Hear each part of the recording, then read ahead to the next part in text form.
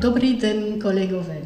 Děkuji za přivítání do krásného města, jeho tak vzrušující architektura.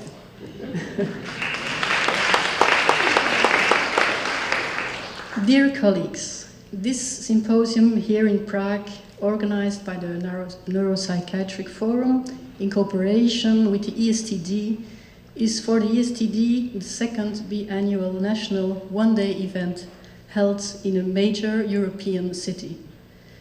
This event is an opportunity for us to discover or to learn something more about the advancement and expectations of clinicians and researchers in the field of complex trauma and dissociative disorders in this country.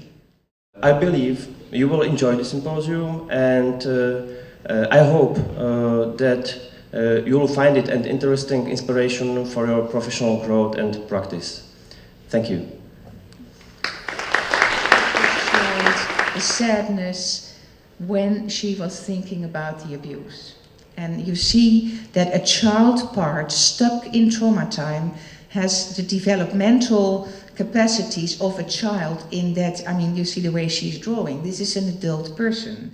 But dissociation significantly mediated between childhood trauma and hallucinations, to such an extent that the effect of trauma became non-significant. So dissociation explained why people with childhood trauma developed auditory hallucinations, but that was not the case for delusions. So dissociation did not mediate between childhood trauma and delusions.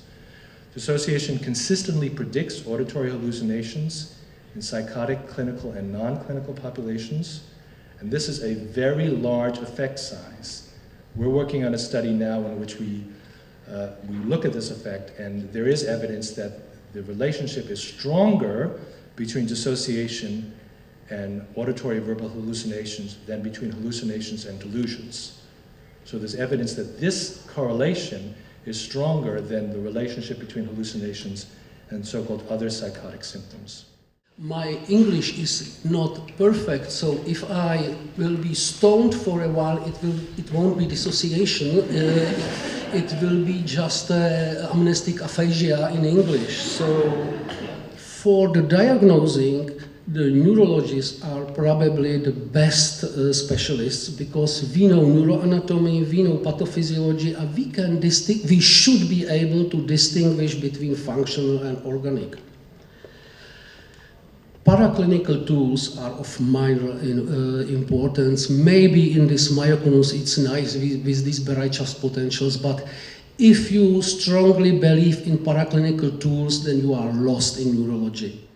I had no interest in dissociation, I had no interest in functional symptoms. I was on the back of working in Kenya, where I was interested in what you'd loosely call cognitive neurology. I was interested in psychometric assessments.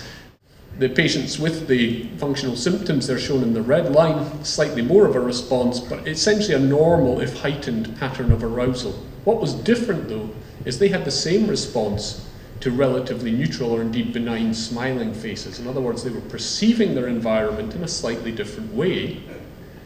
And again, when looked at in a functional connectivity analysis, they showed there was an abnormal linkage between the amygdala and motor preparation areas. So we're starting to get the first hints at a physiological level of how mood symptoms or anxiety symptoms or world views, if you like, might link to abnormal motor processes.